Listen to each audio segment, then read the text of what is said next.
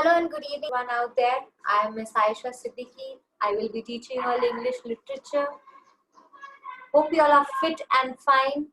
In the previous lecture, I gave you all a story of Abdul Kalam, and this is my second lecture.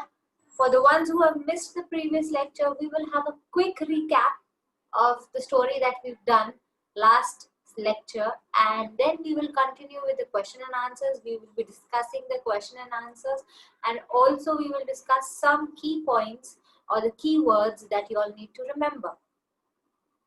So before to start, I am going to give you all a gist of what we did in the last lecture. Let's start.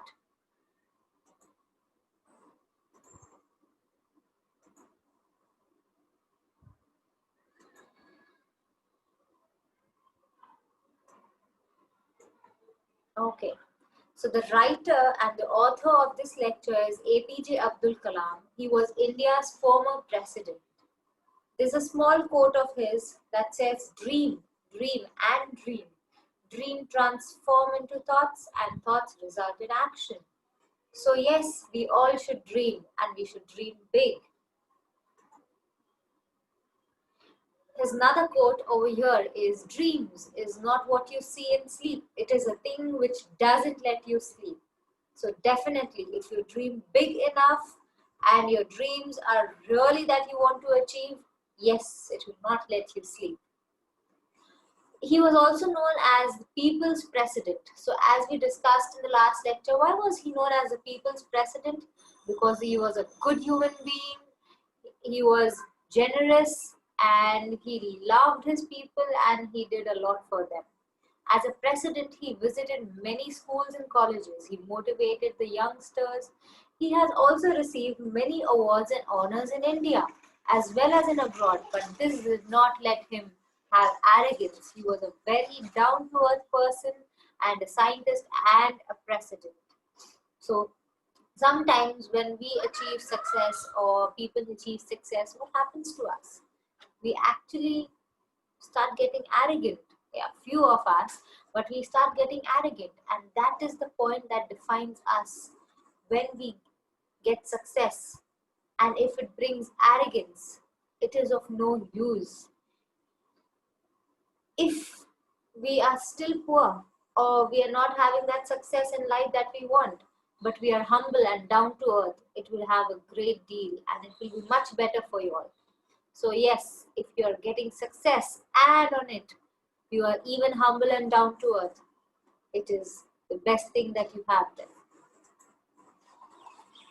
Let's go through the essay. In short, what the essay says is Dr. Kalam narrates his experience from his childhood and the influence of his parents on his life. So in this essay, he has shown how his childhood experience has helped him to be a good person, and how his parents have helped him to have all the important values of life. So let's in short read what is the essay, and then we'll go to what we are going to do ahead. A lesson my father taught me. It was just after independence that there were panchayat board elections taking place, and Abdul Kalam's father was nominated as the he was not nominated as the president, sorry, he was nominated for the elections, and he was elected as the president of that panchayat board, as he was a good human being, and he was elected as the president of Rameshwaram in the panchayat board. Now, when at the day he got the presidentship of the panchayat board, an incident took place. What was the incident? His father had gone out for an evening namaz, and someone had come in his absence, and Abdul Kalam at that time was sitting and he was doing his homework and he was busy at it. His mother was also praying in the next room. She was praying namaz in the next room, and therefore he could not ask anyone that what should he do for this visitor who had come to gift. So this visitor who had come, he gifted Abdul Kalam's father, but as he was not there, he left the gift over there. And the gift had few things. Let's see what were the things. So when his father returned on seeing the gift, he was filled with anger. Kalam had never seen his father that angry before. The gift that was a costly dhoti and angavastram, some fruits and some sweets, and also a slip with it. So this angavastram is a cloth or a fabric that is worn on the upper side of the dhoti, and it is gifted to honorable people. It is a very costly material, and therefore it was not an ordinary gift. And his father was very angry because somebody has left an extraordinary gift for him and his son has accepted it, and he did not wanted that gift, he did not needed it, and he never accepted gifts, and he scolded his son. He also gave him beatings. He gave beatings to Abdul Kalam, and it's a big thing. We think that we should not hit the child. Sometimes at some moment when the child has gone extremely wrong, you have to be a little harsh on them. We discussed in the last lecture, there's a certain age of maturity. Before that, we should at times scold the child, be harsh on them so that they learn the great lessons of life.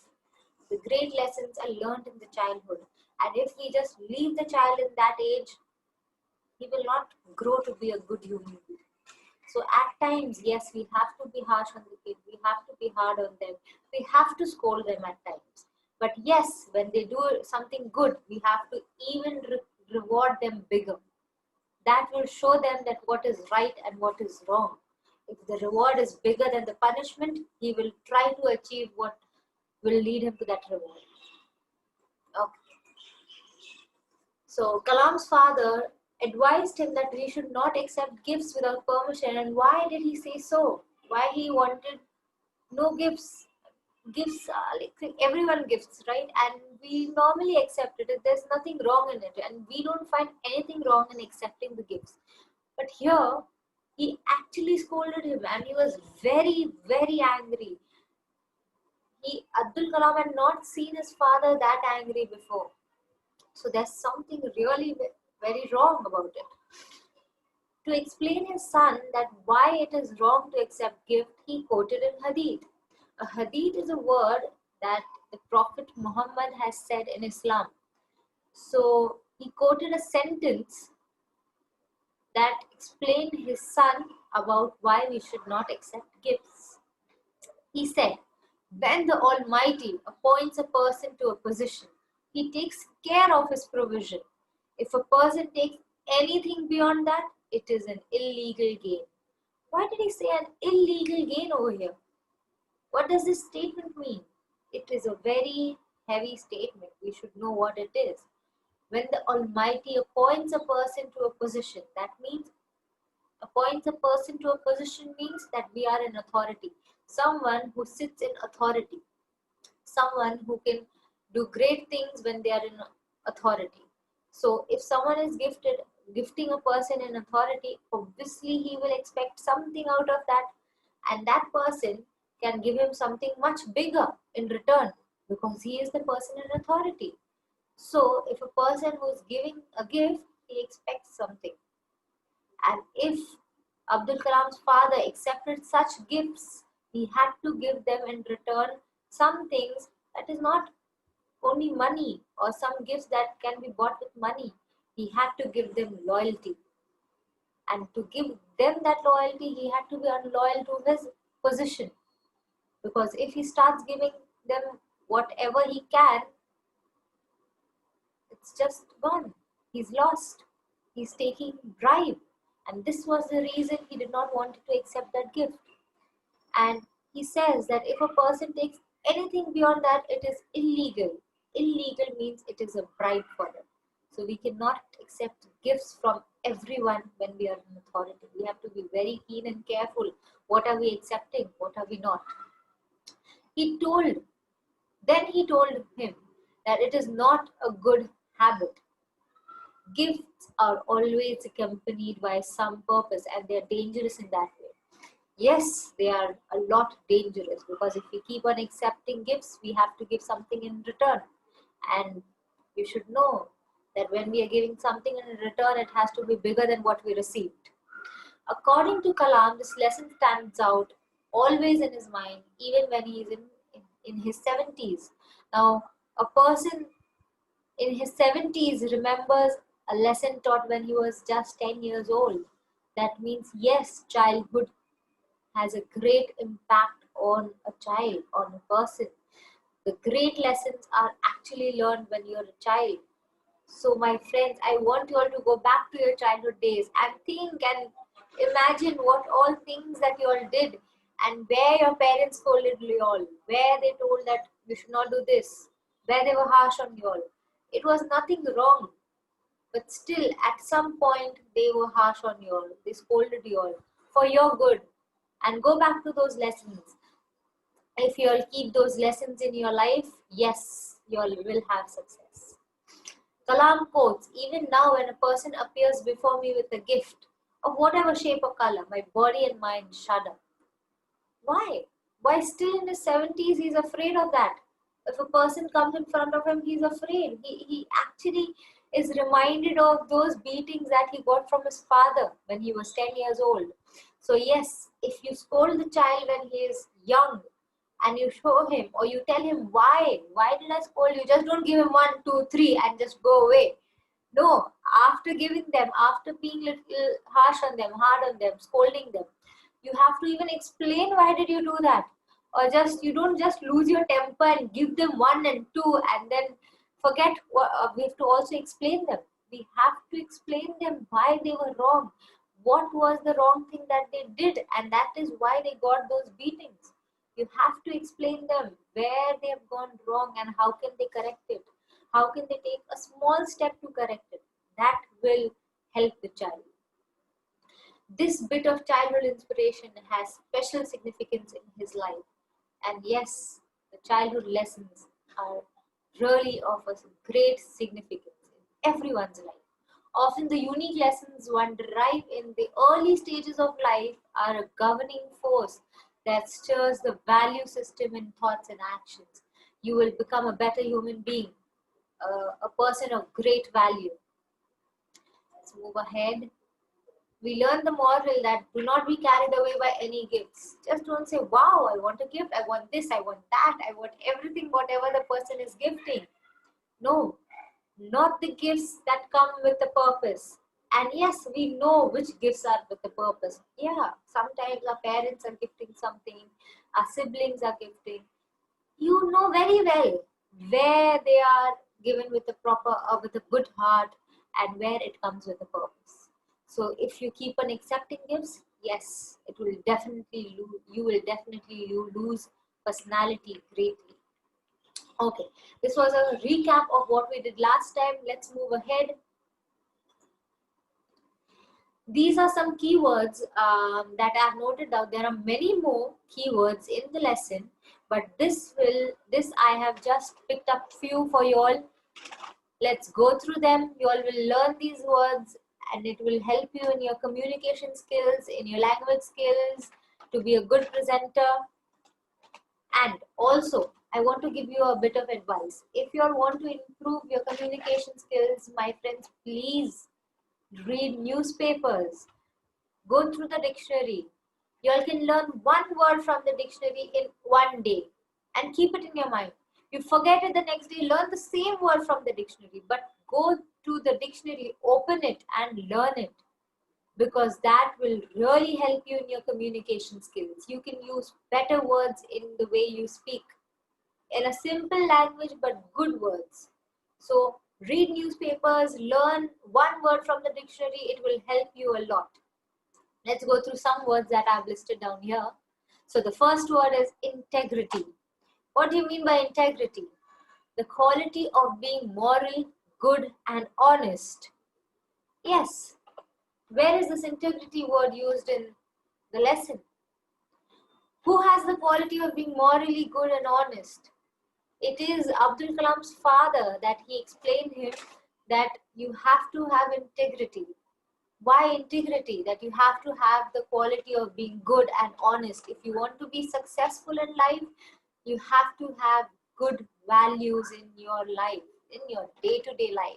Not for some, if you go to a person or you're meeting in a meeting with a person or going to an interview for a short period of time. No, you have to have good moral and you have to be honest at your work if you want success.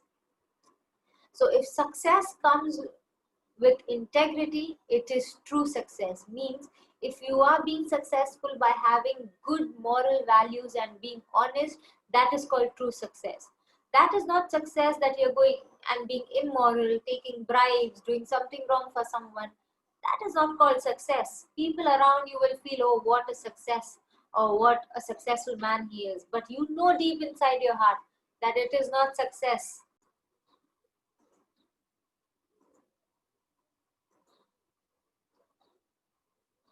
So, as we are done with the first word, after each meaning, after each keyword and the meaning of it, we will go through few sentence, not few sentence, one sentence each for one word.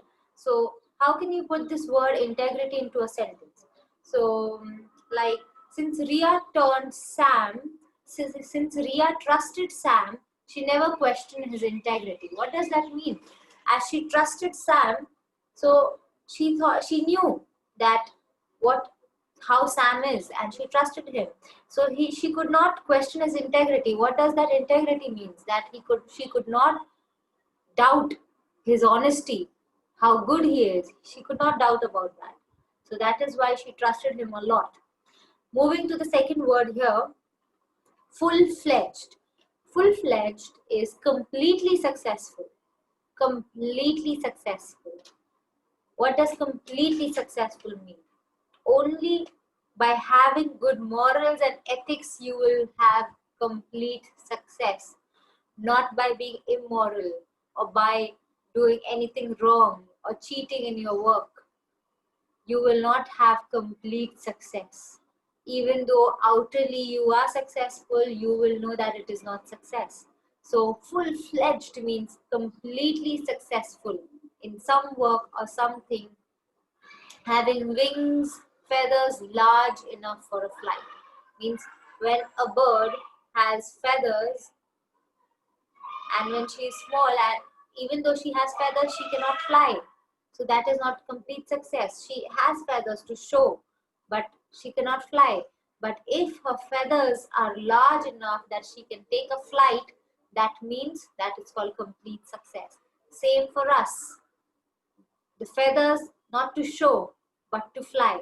So if you have success not to show but deep inside your heart you know what is success, to be honest, when you were honest in your work and you got success, when you studied and you studied and you did not cheat in your exams, you only studied honestly and wrote your paper without cheating and copying, and still you got good marks, good grades, that is called true success.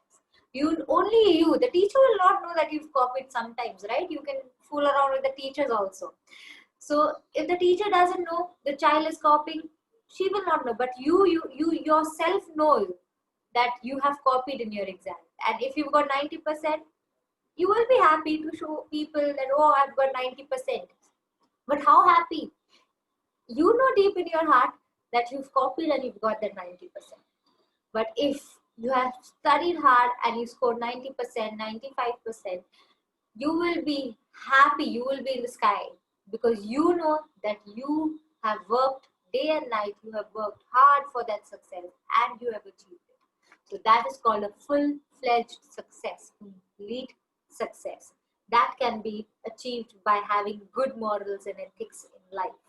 So an example or a sentence of example, let's put it into a sentence. Let's put the words full-fledged into a sentence. The scientist was proud of his full-fledged robotic invention. So he has created a robot and his invention, and he has got complete success with it. Moving to the next word, happiness quotient. Showing pleasure, the measure of happiness each person has achieved in life, a result obtained by dividing one quantity by another. Quotient means a result, that means an answer. It's more of a math word, that an answer that you've got by dividing two quantities. By dividing two numbers, one answer you're getting, that's called a quotient, right? Happiness is not to be rich or having all the materialistic things in your life, but happiness is a feeling that you've got, that you know that I have achieved. Even though if you're poor, you have little things, but you're happy. You're happy with it. You have got your success. But some people, being rich, being successful, they have nobody to share their happiness with. That's not called success in life. Are you understanding, my friends? Okay. Moving towards, oh, I missed out the sentence here. So sometimes, let's put happiness quotient into a sentence. He was completely, his happiness was quotient when he got 95% in his exams. I hope you all can score 95% in your exams this year. Okay. Moving forward to the next word, embraced. Embraced is to hug a person, to hug someone, to make them feel comfortable, to hold them close into your arms, to willingly accept or support a change. That means sometimes some person has done something wrong, still you go to him, you hold him in his arms, and you show that you are accepting him, that you're supporting him, that not something big that is wrong. It's okay. You're calming that person down. It's called embrace. Like in the chapter that we learned, embraced, when Abdul Kalam's father scolded him and he gave him beatings, he was very angry. So Abdul Kalam was very scared, he was shivering. So his mother came and she embraced him. Abdul Kalam's mother embraced him when he was feeling scared or when he was shivering. So let's put it into a sentence. Time for us to embrace the lockdown.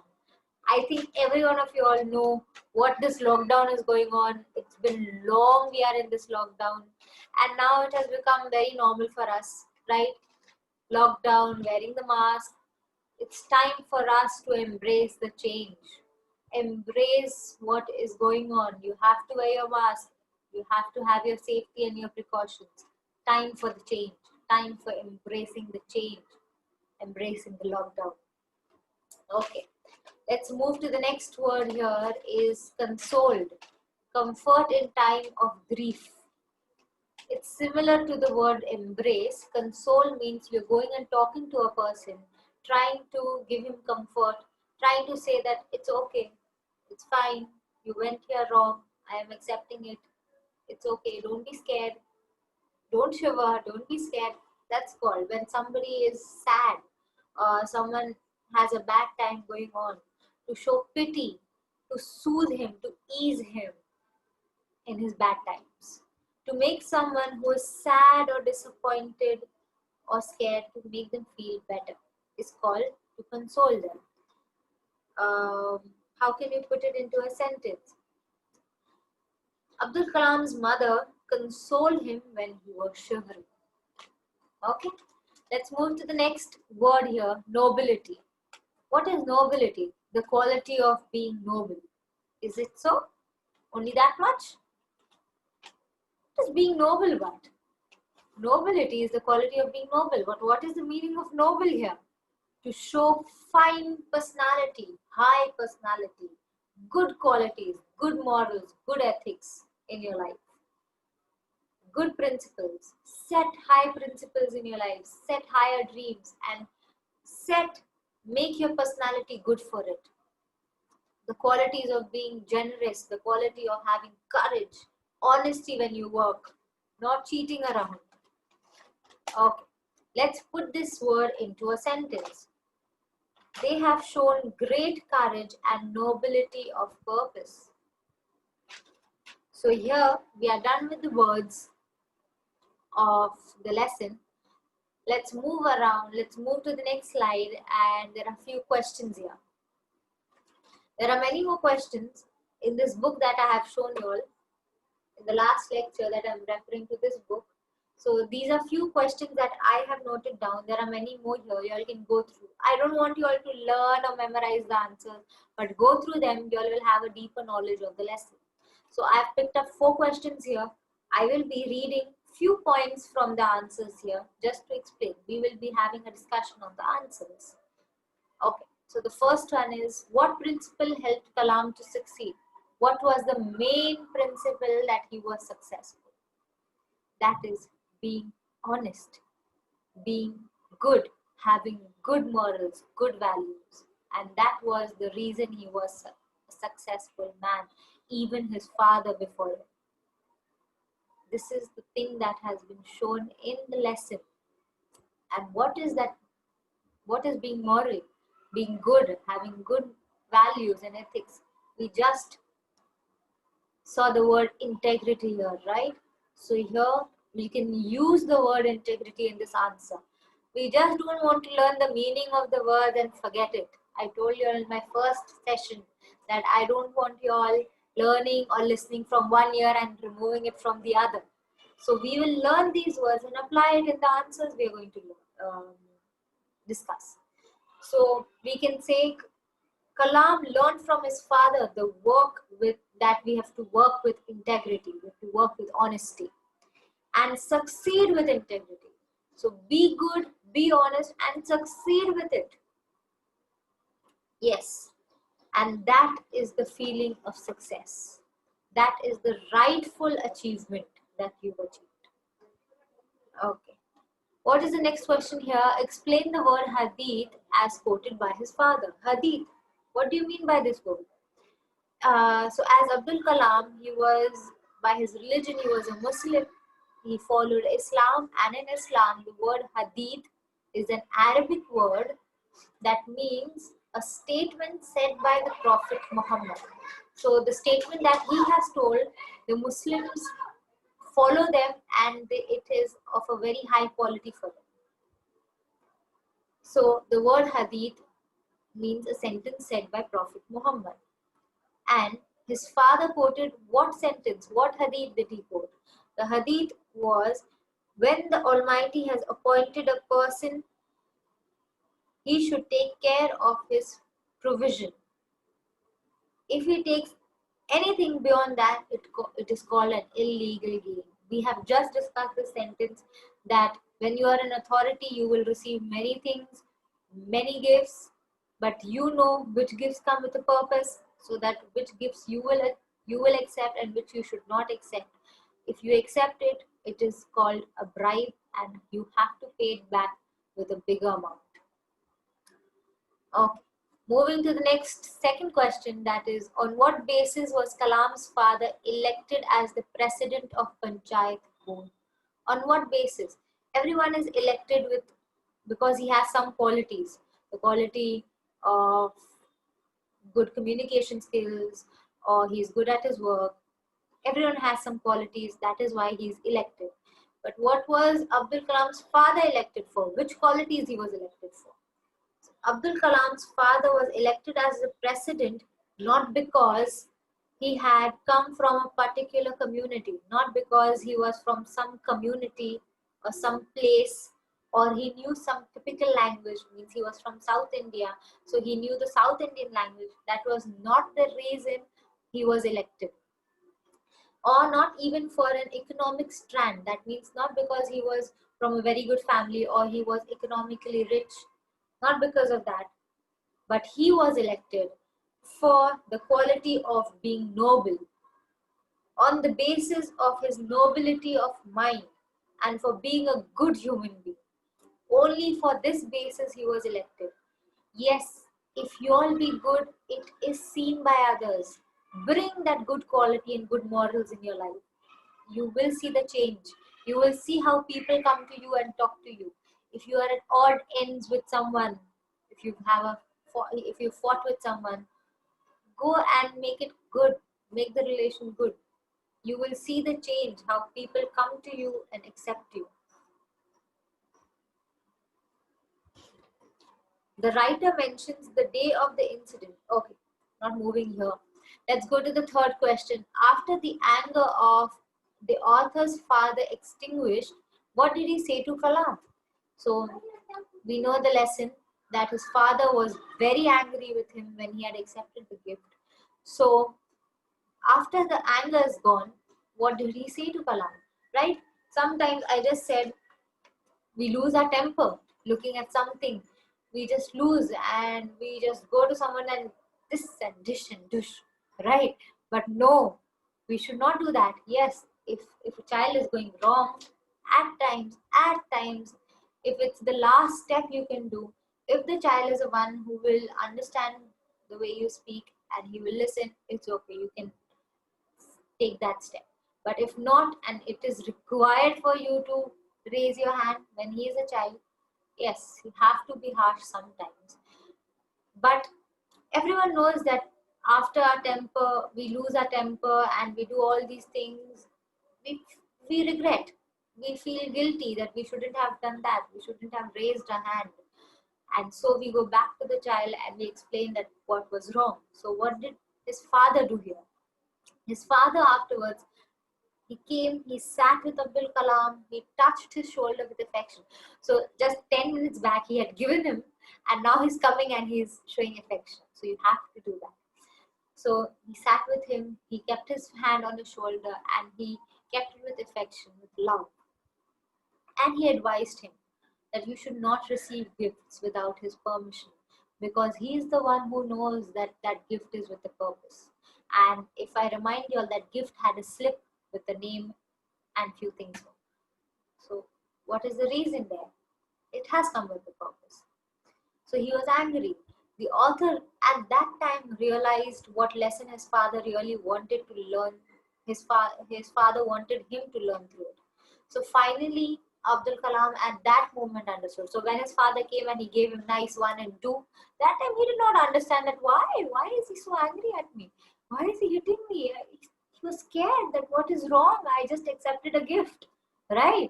But later on, when his father came and he explained him, and that was the time that Abdul Kalam understood. So sometimes when we are very angry, we lose temper. We know why we are angry, being an adult, but the child doesn't know that what have I done wrong, and we're just giving him nice.